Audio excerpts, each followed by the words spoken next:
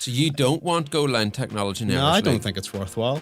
Goodness Because it's me. like 2 or 3 decisions a year. But that those are 2 or get wrong. 3 decisions can determine a football club's future. You could say that about so many different things that happen on the football field. But this is black and white. There's a goal line there. Either the ball goes over the line or it doesn't. It's as simple as that. I want to see one of them win 4-3. Stephen, it's a cert to be 0-0 after the Go ahead. debate. Mr. Beacom, has suddenly put the curse on the first big 2 game of the season. In recent years, anytime Glentoran have been going on a good run and then they lose a game, they fall apart. I don't see Cliftonville winning if they've got 75-year-old Irish businessman JP McManus in nets. PJ Morrison is the man. PJ, now, you didn't happen to Google that, did you? Knowledge off the top of the head. I'll tell you what. Hello and welcome to BelTel Football, your show for all things Irish League. I'm your host for today, Keith Bailie, and I am joined by the Belfast Telegraph's chief sportswriter, Stephen Beacom, and Irish League legend, David Jeffrey. Stephen, the fans, they wanted us in HD, and here we are. Yeah, listen, they wanted to see us as well as hear us, so we always try and give the people of Northern Ireland what they want, don't we, Keith? Absolutely. Well, listen, there's a big game in the Sports Direct Premiership on Friday night, so let's get straight in and talk about it. It's Glentoran against Linfield. The Glens are top of the league, they're unbeaten. Linfield are on a 100% record, though of course they have only played 3 games due to their European commitments. David, what's your take going into this game? Both teams are in good form. Both teams are in great form, I've got to say, Keith. When I look back to several weeks ago, I wrote about Glentoran's recruitment and retention. And while there was obviously some big names left the Oval, the players that were brought in, I thought were impressive. They were seasoned, professionals that were coming in, and it has been no surprise how they've started the season. When you think of the likes of young Jordan Stewart, he's been excellent. Now I know he didn't play last weekend. He was on the bench against Ballymena United. But how Glentoran have gone about their business, how individually you've had the likes of the re-emergence of Josh Kelly, who I was delighted to see, who picked up a really sickening injury last year. He was our captain at Ballymena United, but he's back playing, scored a goal. So they've had a number of tried and tested players already there, and no surprise. And everything, Declan has been very measured. There's been no sort of singing from the rooftops, and the only sort of points dropped was actually at home to Carrick Rangers. But Glentoran have started really well. You know what? The beauty about this for Glentoran at this point in the season is there hasn't been noise. Yeah. With Glentoran, you always get noise, and it's controversial and it's crazy, and it does ultimately have an effect on the football team. I think Declan Devine is managing the situation very well. You've seen that with their results. As David said, they've won every game bar the one against Carrick. Indeed, the one against Carrick was the one that's where they conceded a goal. Otherwise, they've had clean sheets all the way. What's interesting for me as well is Linfield have yet to concede a goal. So they've played 3 games and won every one. So I think this is going to be an absolute crackerjack of a derby. There's always something about big 2 derbies that get you excited, but the 2 teams going in good form, that makes it even better. And what I would say is, while Glentoran have made a brilliant start, over the next few weeks we're going to find out a lot more about them, because they first of all play the champions, and coming up they've got a trip to Coleraine. They've got a home match against Larne.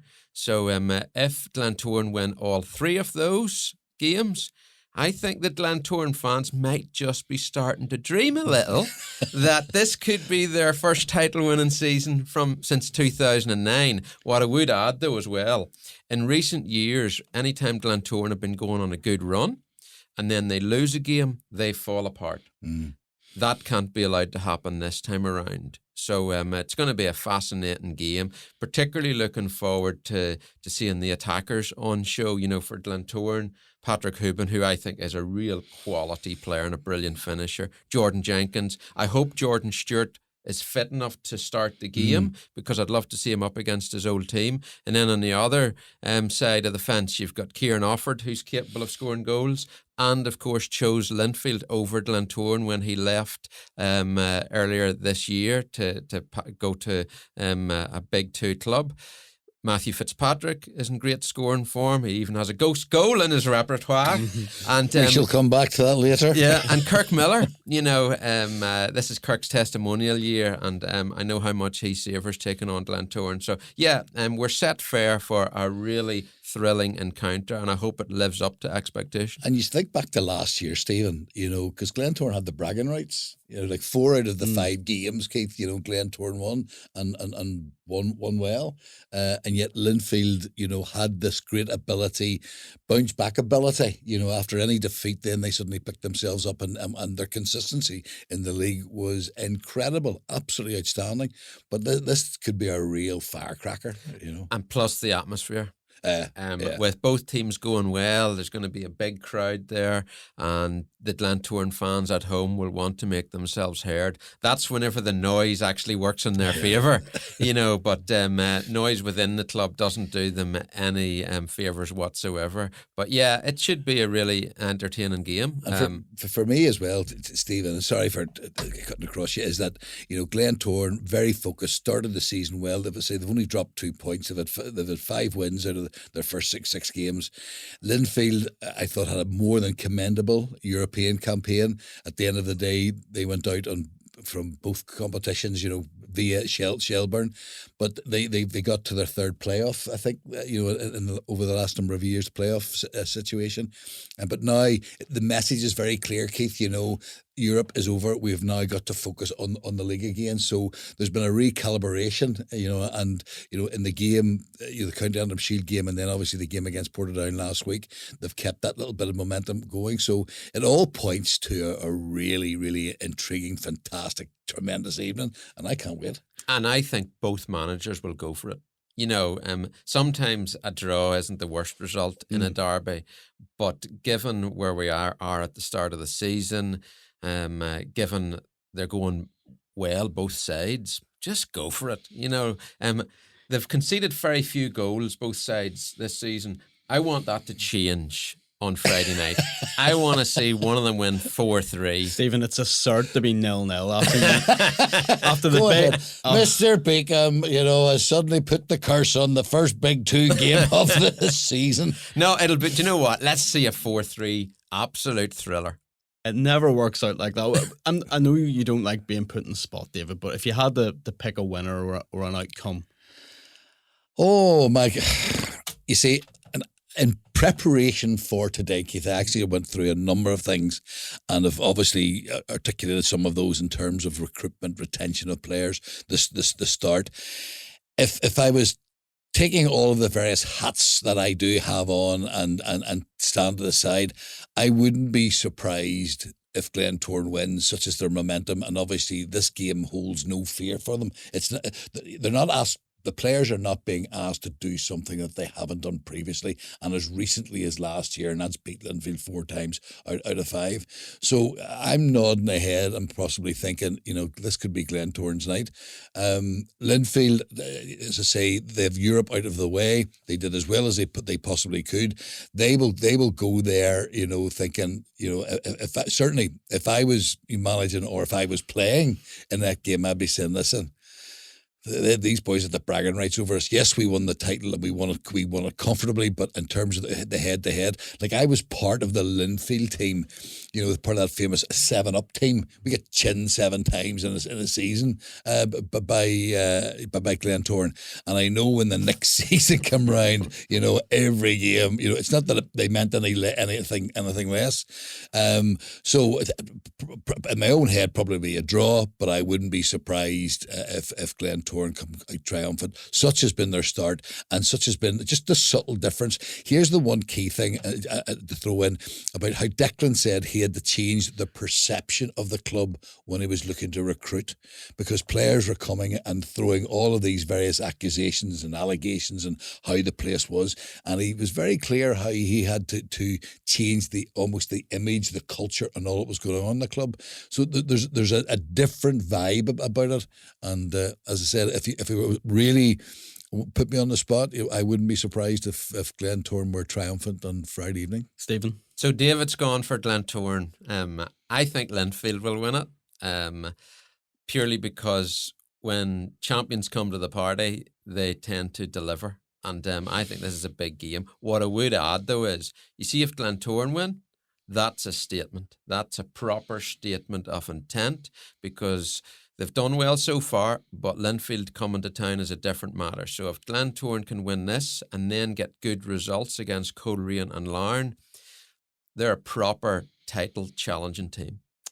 I'm going to be miserable and stick to my 0-0 prediction after the big build-up we've given it. But also, genuinely, because both teams have strong defences, there's always a lot of nerves in big two games, particularly the first one of the season, where it isn't like one team has to win. So for all the top exciting attacking talent on the pitch, don't be surprised if this ends scoreless.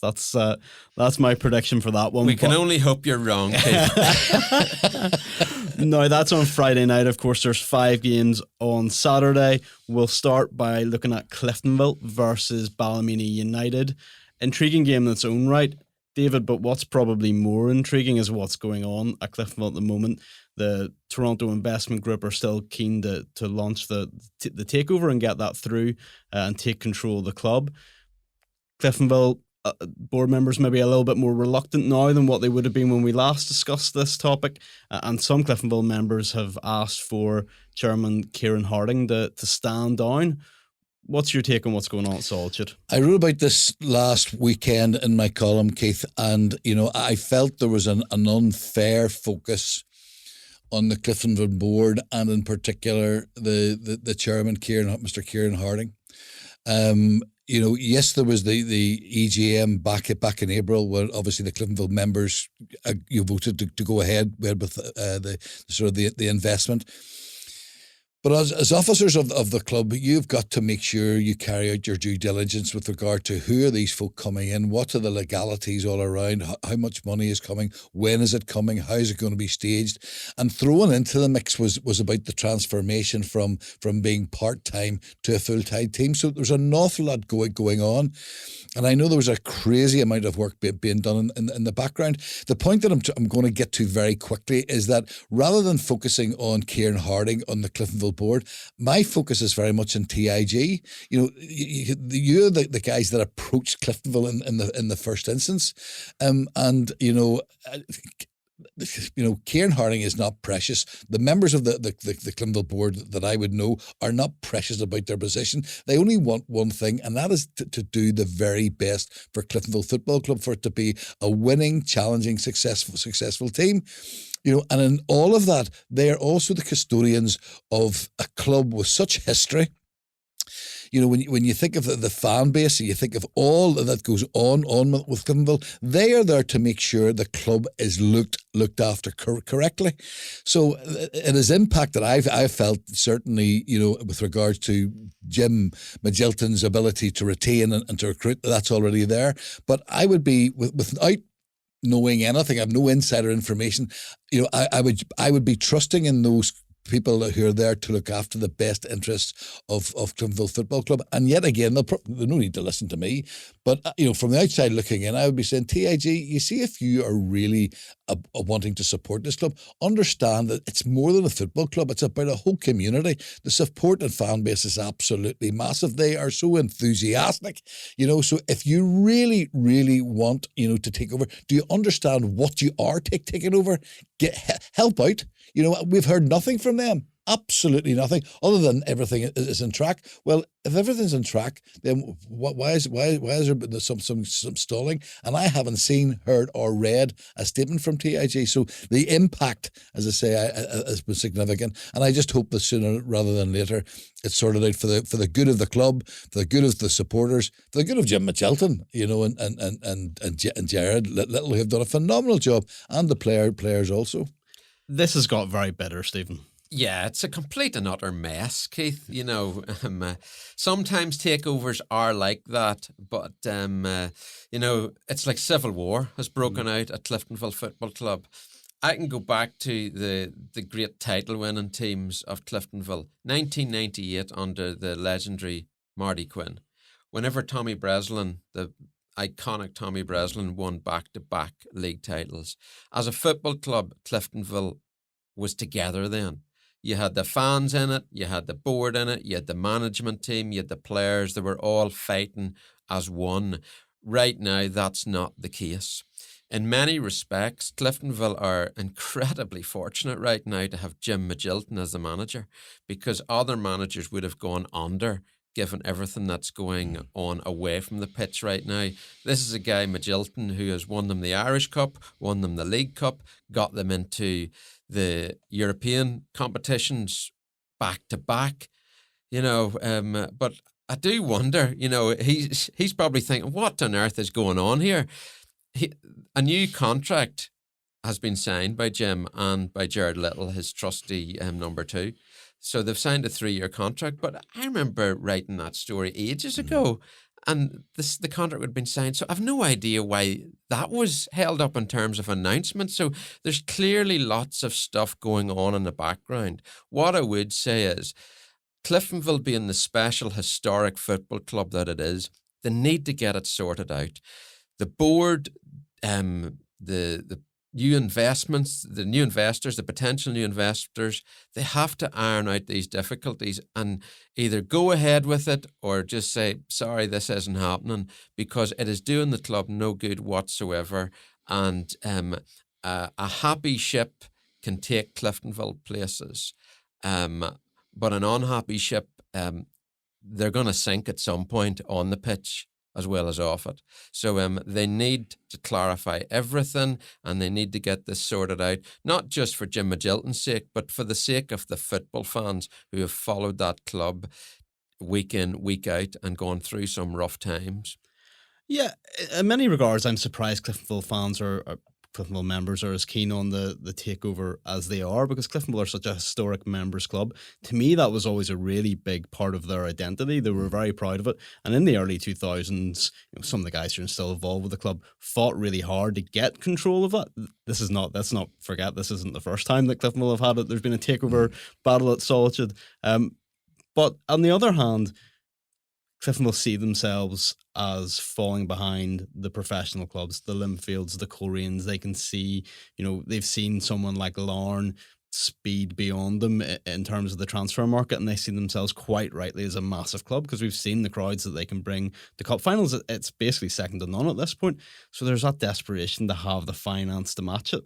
But if the deal's not right, then it can cause serious damage to everything that's been built up over the years. So it's fascinating. Listen, if it was up to me, every football club in the world would be at least 51% owned by the supporters. But that's the romantic in me, David. And therein lies the issue, though, Keith. The fans want success. And they feel that they can't become a title-winning team unless they have investment. In Magilton, and I'm a huge fan of his management, he's won them 2 trophies already. He's got them into Europe in successive seasons. This is a guy who can manage, make no mistake about that. It wouldn't surprise me if other clubs were looking at Jim Magilton and maybe putting him on shortlists whenever jobs become available. That's how good he is.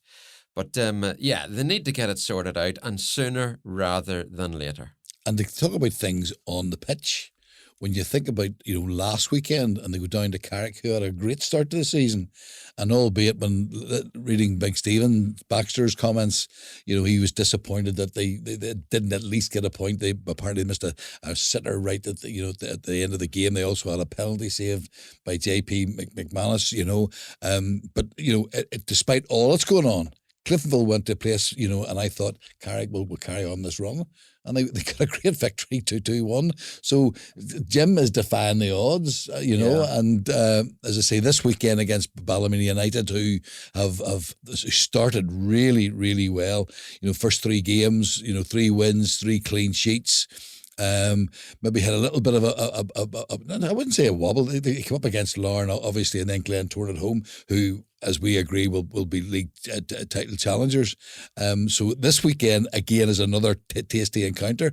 But to finish off the Cliftonville segment, when you think of what's going on the pitch, Jim has taken that in his stride and continued to produce. I don't see Cliftonville winning if they've got 75-year-old Irish businessman JP McManus in nets.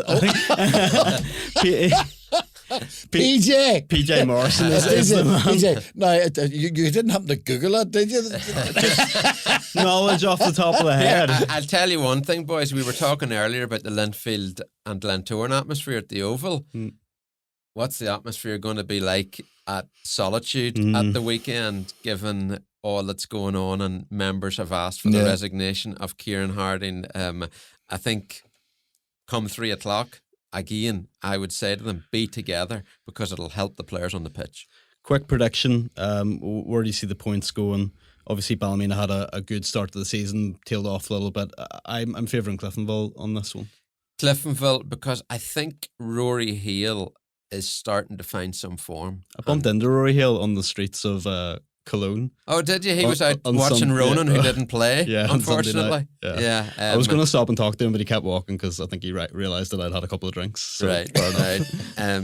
And Rory, being the professional that he is, was preparing for Ballymena. No, I think Cliftonville will win it, but if the atmosphere gets really edgy and frosty inside the ground, Ballymena might think they can take advantage. For me, I'm going to go for Ballymena United. With the new monies that have been made available at Ballymena United, Jim, I think, has recruited very well. Very, very positive start to the season. When you think of even when they went to Portadown and won there at a ground which, Portadown, I think their home record was only second to Linfield's last year. That are a really impressive start against Glenavon and then Bangor at home. In my mind, Jim will be targeting Cliftonville as one of those teams that we've got to get something against, because we're in and around each other. And I would have no surprise that after maybe the frustration of the game against, Glentoran in particular, when they maybe didn't play as well as they had been, that there will be a response this weekend. And I think added to all that you've said, Stephen, in terms of maybe not that togetherness, I think Ballymena could well come away with the victory. Yeah, well, let's moving on to Portadown versus Coleraine. Intriguing match in its own right, but there's only one place to start here, and that is with the very controversial decision at Windsor Park last week. Matthew Fitzpatrick with the ghost goal, as you described it. Aaron McCurry, none too happy about it. Let's not go over the details of what happened, because I think we all know it clearly didn't cross the line. The question is, Stephen, do we now need goal line technology in Irish League football and broaden out a bit VAR as well? I'd love to see goal line technology in the Irish League. I think it would make a massive difference. It certainly would have made a huge difference at Windsor Park on Saturday. I remember being at Anfield to see a ghost goal scored by Luis Garcia for Liverpool against Chelsea. And here we are 20 years on, talking about another ghost goal at Windsor Park. Matthew Fitzpatrick got it, and it's going to go on his scoring list forever and a day. But goodness me, how sorry did I feel for Portadown and Aaron McCurry in particular, because he made a fantastic save, and then the goal is given against him. A shocking, horrible decision. Wrong one, in my opinion. I'm only going, by the way, on the footage that I watched, because obviously I wasn't at the match because I was over covering Northern Ireland. But listen, yeah, goal line technology is a must. The Irish League need to get it into operation as quickly as possible. I would I would do it before the end of the year if I could. In terms of VAR, obviously that's a different discussion because that will cost even more money, and I don't know if they've got it, if I'm being brutally frank about it. And VAR has been a bit of a mess over in England and different countries. It just hasn't been operated the way people thought it would. So I think there's a longer discussion about that, Keith. In terms of goal line technology, in terms of bringing it in, it would have been great if we had it at Windsor Park last Saturday because it would have cleared things up. But how many of those actually are there a season? 1, 2, maybe 3? But is you know it what, worth Keith? I'll tell you why it's worth putting it in. What if Portadown go down by a single point this season? Or in goal difference. It's key. This can sort of determine the future of football clubs. Davey's right. It could happen on goal difference, and that would have been a 3-0. It was a 3-0 defeat for Portadown. It could have been 2-0. But also at 1-0 down, it was 1-0 whenever the ghost goal happened. They could have come back and equalised. I can personally empathise with Aaron McCarry, who made the most incredible save, because I was playing for Linfield on the evening up at Coleraine when the goal that was given, when it clearly went over the bar. And I think the game actually featured on the Saint and Greavesy programme a way back. That's really for any of the younger folk looking at that years and years ago. But look it up, and I'm sure you'll get it on YouTube somewhere, where the referee and the officials were convinced that the ball had gone under the bar and into the net. It hadn't. It had clearly gone over. So in terms of being a goal given against you, which wasn't, I can personally empathise and totally understand the feelings, frustration that Aaron McCarry in particular had. But, I've long championed goal line technology, not just for situations like that, but for penalty shootouts, about goalkeepers moving. We've been through all of that before. I don't want VAR anywhere near the place. They can't get VAR right, in the richest league in the world. So how on earth are they going to, get it right over here? Goal line technology, yes, but last Saturday, I honestly don't know how that could have been given, and I do hope that the clubs will Portadown will appeal the cards given, now that it has been clearly evidenced that the goal was not a goal, and the cards, I think Niall Curry, manager, was yellow carded. I think Aaron McCarry was yellow carded. I think maybe another Portadown player, but it was an absolute nonsense. And I think we should point out as well that although Niall Curry was obviously frustrated and angry, he could have been far worse, in his post-match assessments. He was very, very measured. Yeah, he showed a touch of class there. He did. Davey. I thought so. I reckon Niall would sign the cheque himself for the Northern Ireland Football League to sort out and get in goal line technology. It's a must, Keith. If Linfield don't do it after what happened at Windsor Park, they never will. Yeah, I don't agree. I mean, for me, we live in a country where you don't need to go too far down the pyramid to find games that don't have linesmen. You don't need to go too far down to find games that don't have referees at all to start putting money into goal line technology, unless it's sort of underfunded, or VAR, unless it's kind of funded by FIFA or UEFA, or there's some sort of funding available. So you don't want goal line technology now? No, I don't think it's worthwhile. Because it's like 2 or 3 decisions a year. But those 2 or 3 decisions can determine a football club's future. You could say that about so many different things that happen on the football field. But this is black and white. If there's a goal line there, either the ball goes over the line or it doesn't. It's as simple as that. Referees make mistakes. It's part of football. But if you've got the technology to ensure that you make the right decision, which you can do with goal line technology, use it, in my opinion. VAR, not a chance. Don't want it anywhere near us. Goal line technology, I think, should be in, because it wasn't so long ago when we were talking about, was it an Irish Cup semi-final? Jonathan Tuffy, did he move before the ball was played? And we went through all of that discussion. So I think it would be helpful. I think it's not going to be overly expensive, I wouldn't have thought, for goal line technology. That should be added, but that's as far as we should go. We don't need to go down the road of VAR. It's been an absolute nightmare. We could talk about this all day. What about Coleraine? They're going to Shamrock Park, unbeaten so far this season, David. They coming off the back of having thumped, Crusaders, last weekend. Lesson. And to be very fair to, Declan, Declan Cadell come out and and talked about the gap now there is between full-time and part-time clubs, but it's more than that. It's about the class that they have within their side. No surprise, Joel Cooper comes to the fore again and scores 2 goals. I was actually at the Cliftonville Coleraine game up at Solitude, and on that day Coleraine certainly didn't do enough to win it. Cliftonville actually could have had a penalty themselves at the tail end of the game, but Coleraine looked like a proper football team. If people get me, Patsing in particular is really he's quality. He's really impressive. Makes the game look so easy. Defensively, they're very sound, and the creativity that they have. So Coleraine are they're a pretty daunting outfit. Scored 4, could have scored more. And there's a real togetherness with them.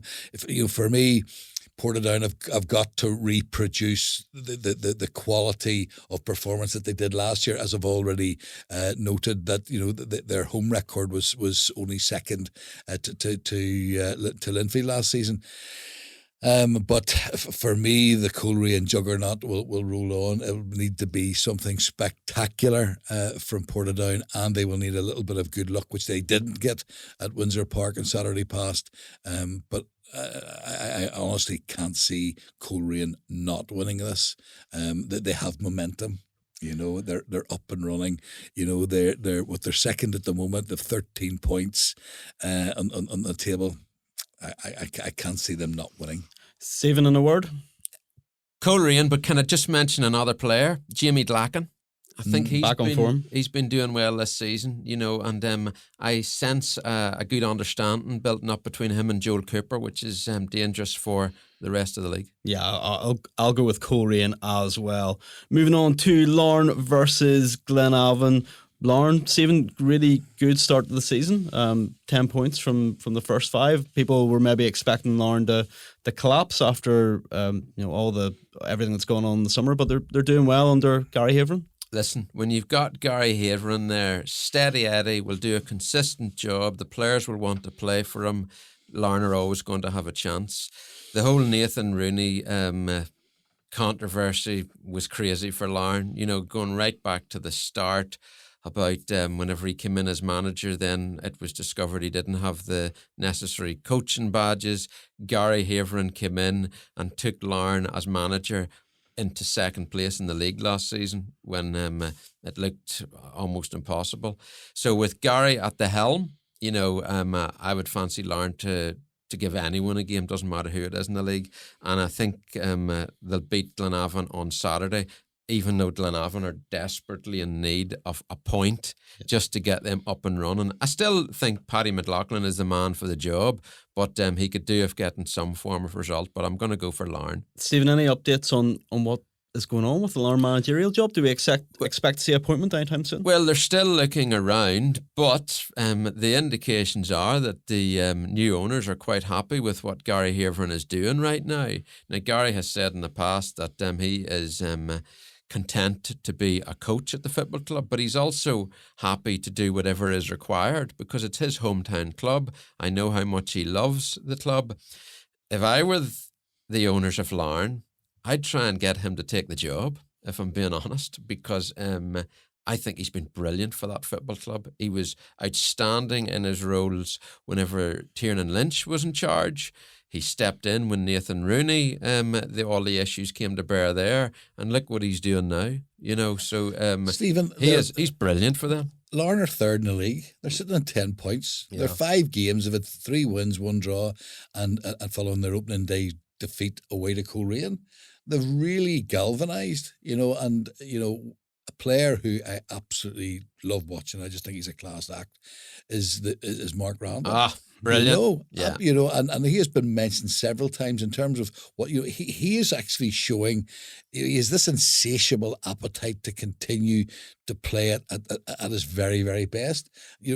I don't know him overly well, but he just comes across as just such a lovely young man, very, very modest, but also as well a true professional. If you want to mix it, he can mix it. And you know what, David? He has bought into Larne like you wouldn't believe. Obviously he now lives in the town. His family seem to be happy there.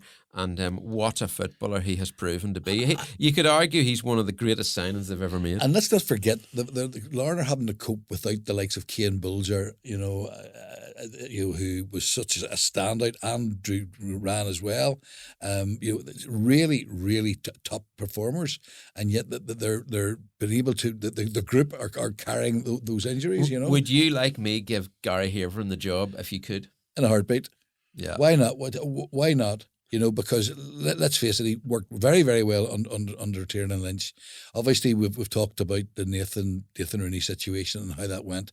But Shambles. Yeah, okay, yeah. Gary was front and centre, and look where they got to. People talked about Nathan in the background, head of football, whatever else. What Larne did last year, it was remarkable. Never mind what they did in Europe, and I've waxed lyrical about that previously. Where they ended up in the league was absolutely first class.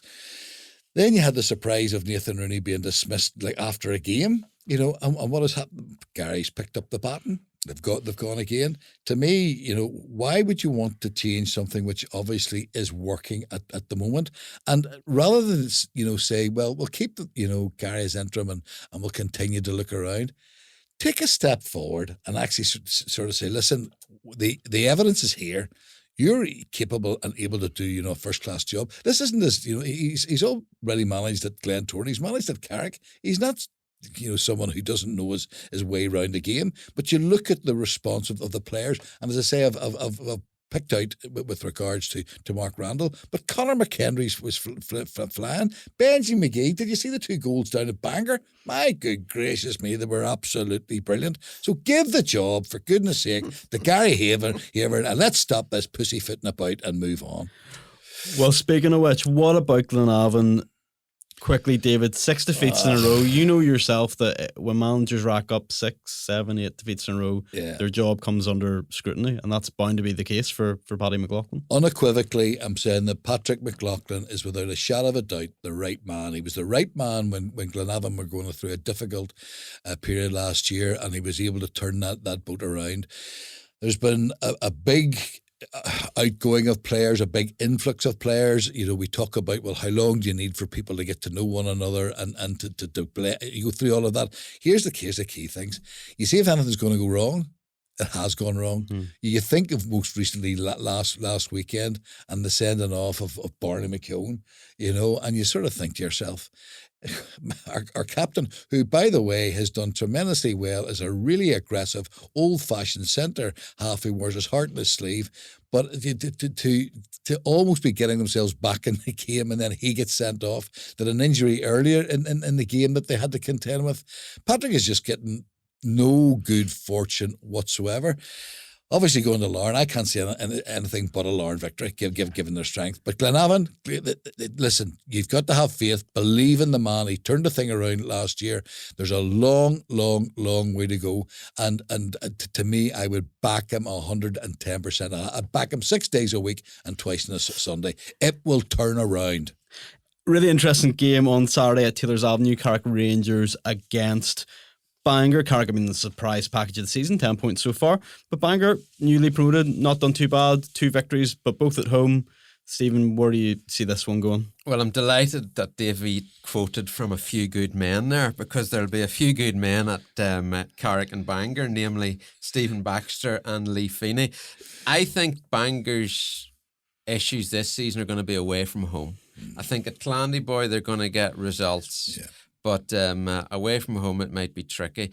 Ironically, though, this is a match where Feeney will think he can get something. So, listen, could be a draw, but I'll probably just edge for Carrick because I hate predicting draws.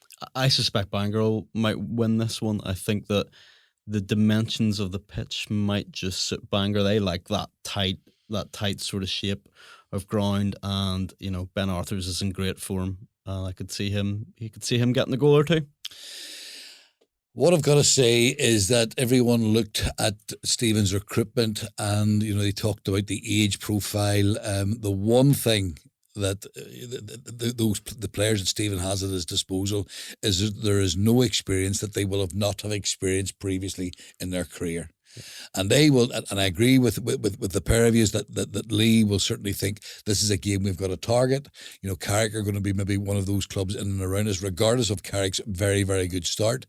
But I've got to go and aim to get something. So I think that's a little bit different from maybe the attitude that Bangor had against Larne at home last week. John Douglas, who had taken over reporting duties because I think Lee was suspended, said that he just wanted, the players to believe that little bit more. Didn't criticise their performance, said they played tremendously well. But, they will be saying, gentlemen, if we don't believe we can go to Carrick and get a win, then we are really on a back foot. So I would, certainly a Bangor victory isn't out of the question, or a draw. I think that, the frustration of last weekend will be a bit of a reset button for Big Stephen, and Stephen will be saying, listen, gentlemen, we've been round this block before. Bangor, the you boys have come up here. I'm expecting you to deliver me a result today. He'll be looking at Jimmy Gallagher, giving this. He'll be looking at Paul Heatley. He'll be looking at Big McCulloch at the back. Looking at Daniel Gibson, who everyone is raving about, and saying, listen, lots of good things are being said. These are games that you should be expecting to win. So I think after the frustration of not getting getting something out of the game against Cliftonville, I would see Carrick winning this weekend. And here, boys, Paul Heatley. He's 45 now. Aren't you, Paul? You're 45 and he's still one of the best players in the league. Oh, he's outstanding. And did you know something? He still has that wee bit of devilment about him, He always had that. He always had that. But, he has that hunger and that desire and loves to mix it and get in and about. I think that Ben Arthurs, as you've said, Keith, is doing fantastically well. I think maybe what we'll decide is that there's Carrick have maybe more firepower, and that's probably where I'm leaning towards a Carrick victory. Dungannon Swifts versus Crusaders. Stephen, Dungannon got their first win at the weekend. Is that things turned around after a really horrible start to the season? Yeah, I think it is. You were talking about things going wrong for Glenavon. It certainly went wrong for Dungannon earlier in the season. And of course, when Gail Biggie Arama got himself sent off and got suspended, that was a big blow to their hopes. But we all know the quality that Rodney McAree brings to the dugout and whenever he's coaching the side. So I had no doubt that Dungannon would get a win soon enough. And I would expect them to build on that. Against Crusaders, they'll be coming off, that Coleraine defeat, thinking, goodness me, that's a level or two up on us. But maybe with a match against Dungannon, they'll be saying in the dressing room, boys, if we score first here, Dungannon's confidence might slip a bit because they didn't win their first game to last weekend. So that's what Declan Cadell has got to hope for. But I think Dungannon will win it. I think they're the better team. If they're on it, they win the game. David Cruz, they also haven't had a great start to the season. Crusaders, there's been a number of big names have left the club and what was, obviously cost cutting or having to work to the budget. Declan has talked about the challenge of working within the financial situation that he finds himself. I watched Crusaders against Carrick Rangers' first game of the season, and I've got to say, for the first half, they were absolutely amazing. They were tremendous. If they'd scored that fourth before half time, then obviously they would have gone on. But they're young. They're relying big style on Jonathan Tuffy and Robbie Weir, on Jordan Forsyth. After they're a young side, and it's a tough start. But personally, with Dungannon getting that win, their first win on the board, I would again see Dungannon, who ironically are in 11th, albeit they're in the same points. They will be looking to say, okay, this is the first step to getting back to where we got last year, top 6. You do it incrementally. You take one game at a time, but the teams that you target are those closest around you. So I would go with Stephen. I think that Dungannon will get through. There'll be no lack of effort or commitment from Crusaders. But they're a young side. Dungannon still possess that know-how, and I would be expecting Dungannon to win it the weekend. Are you about to say you can win nothing with kids? Absolutely not, because they were so exciting. They were a joy to watch. But I just think, it was actually no surprise to me, Stephen, Dungannon's start. They did so incredibly well last year. Yes, the Irish Cup, but their fourth place finish, first time in the top six, was absolutely outstanding. But when you think of the players, then in particular McGovern going to the Shamrock Rovers, I thought that was a big loss. And there was others that have moved on, but also as well, with respect, players at a smaller club, when you've reached that height, then to be asked to come back and immediately do that again, that's a big mountain to climb. That's a tough thing. So no surprise, from their start, but no surprise that after 5 games they got the win away to Glenavon, and it'll be no surprise that they will be using that as their base of their platform to kick on this week against Crusaders. You and I, Stephen, were both just back from Cologne. Now, I was out drinking some Kolschlager and eating Lucas Podolski kebabs, but you were working. I was working for 7 days on the bounce. Obviously, great win over Luxembourg, 3-1, 3 points on the board, and then of course the defeat against Germany in Cologne, 3-1 defeat, but they actually played very well. Yeah, so I would say it was a mixed week, but with more positives than negatives.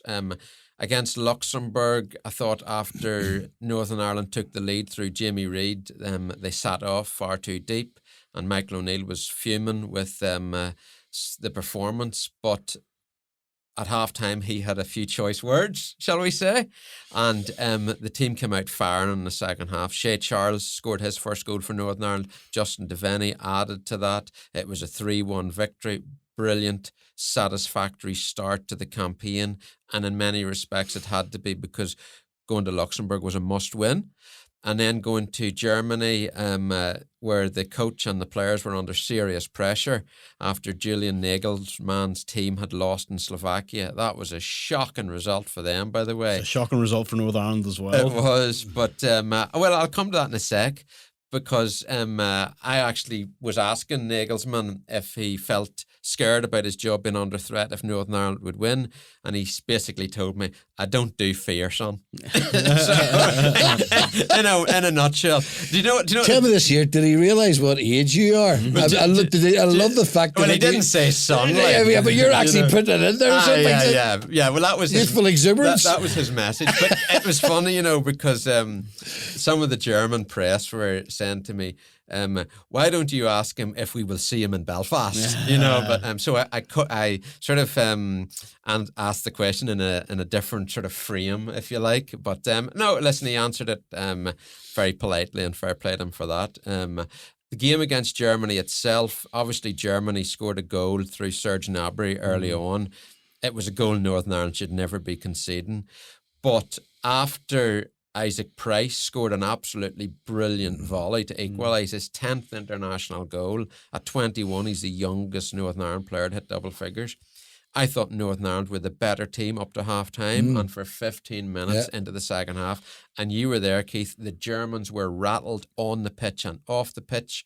These world-class German players couldn't pass water, and the fans in the stand were giving them loads, like the howls of derision at half-time from the German fans towards their team and Nagelsmann were quite something, weren't they? Like, it was noisy. And in the first 15 minutes of the second half, the German fans were so much getting But you're not going to tell you, Stephen, to use an old-fashioned, saying, we get stuck in. Yeah. Oh, listen, Conor Bradley got hammered in. Trey Hume got hammered in. Justin Devaney loved to get hammered in. There were some cracking challenges. Galbraith got hammered in. Yeah. It was just absolutely brilliant. At the end of the day, that difference in class. Well, what happened was 60 minutes in, Nagelsmann knew his team were in trouble. Yeah. So he made changes. And those changes not only changed how his team were playing, but they changed the atmosphere in the stadium, and that was vital. Then Northern Ireland came under pressure. Obviously, there was another soft goal, I thought, to concede. It's poor goalkeeping, that's people. Yeah, the Germans went 2-1 up, and then 3-1. Florian Wirtz scored a free kick, which should never have been given in the first place. Do you know what? I spoke to a lot of the players afterwards, and what was really encouraging for me was how disappointed and frustrated they were, because they felt that they could have got something out of the game. Paddy McNair said that he thought the Germans were there for the taking, and he felt as disappointed as he did after Northern Ireland lost to Holland 3-1 6 years ago. Shea Charles said similar. Isaac Price was gutted, and I felt for him because obviously he'd had another good night personally. And Conor Bradley, Conor was not a happy bunny that Northern Ireland didn't come away with anything. And I've got to say, there were some times whenever his pace and power was so much better than the Germans on the night. There was one particular time when he was in a challenge with a German player, and he just burst past him and then took the ball around him. What a class act. But Conor said, we'll see them in a month's time in Belfast. And if that wasn't a challenge, I don't know what was. But you know what? I've been at matches where Northern Ireland have lost to big nations, maybe by a couple of goals, and the players have come out saying, we're proud of the performance, we give it a go. That wasn't this fearless young Northern Ireland team. They were frustrated and disappointed that they didn't get a result. That bodes well for the future, not just in the rest of this World Cup campaign, but in Euro 2028, because these boys want to be playing at major finals. They are desperate to do it. And here's the key thing: they believe they can. For me, I always say you always need a little bit of good fortune in any game. I don't care what level it's at. And when I think of the 3 goals, Big Toe, we all know, should have put his foot through the ball, didn't do that. I don't think he could put everything down to the goalkeeper for the second one in terms of his positioning. But Big Toe again, suddenly looked round when I can't remember who scored the second one, but it was his man. It was, gee whiz, I should have been on the front foot. And then for the free kick to be given against Ali McCann, which wasn't a free kick, you can't stop, efforts like that. And so on another night, if Big Toe puts his foot through it, if even the goalkeeper does, doesn't cover himself in glory. And I thought over the piece, to be fair to him, he did well, even given his own personal experiences at the moment down at Blackpool, I think, where he's on loan, So and if the referee gets the decision right for the free kick, but as you said, Stephen, there was none of this died in their boots, We're very proud. I hate that, Davey, as you know. Oh, I know you detest it, and knowing as I know you now, I know exactly why. But there was none of that coming out. It was we did our best, and they weren't happy to be told they did very well. Mm-hmm. They weren't happy to be told, you did maybe more than what people expected. The fact that they were genuinely disappointed at not coming away with something from the game, Michael just wasn't saying it, to big the players up or to sort of protect them and so on. The players are coming out and saying it themselves. Mm-hmm. But again, when you look at our top performers and who stood out on the night, we've now got people who are playing in the Premiership. Mm-hmm. What a big help that was. But I thought, that Northern Ireland on the evening, were phenomenal. And with a little bit of good fortune, maybe we could have got that little bit more. But it'll be interesting. What it does is, those 2 results for Northern Ireland and the Slovakia victory, it effectively makes it a 3-horse race for first. Mm. Here's my thoughts on this. So my belief is that Northern Ireland are going to be in the World Cup playoffs regardless of if they finish 3rd or 4th in this group, because we're going to be there after winning the Nations League group. Although you do get a better draw if you get into it by a second. But I would suggest let's go for first place. I know obviously Germany are huge favourites, and despite the Slovakia result, they're still huge favourites. But this isn't a breathtakingly good German side, in my opinion. And I think Northern Ireland showed that. Slovakia also showed it. So Northern Ireland plays Slovakia next at Windsor Park. For me, it's the biggest game Northern Ireland have played in 5 years since the Euro 2020 playoff against Slovakia. I think Northern Ireland can beat Slovakia. Yeah. And if Northern Ireland beats Slovakia, that sets up an absolutely monumental clash with Germany. And I think we witnessed enough in Cologne to suggest that Northern Ireland can give them a right go. And if Northern Ireland were to pick up 6 points, and I know I'm being optimistic here, but if they were to do that, it's game on to finish first in the group. So while the Slovakia result at the time seemed like a hammer blow, it might turn out to be a blessing in disguise. Well, on that positive note, we'll bring this show to an end. Stephen, David, thank you for joining me on BelTel Football.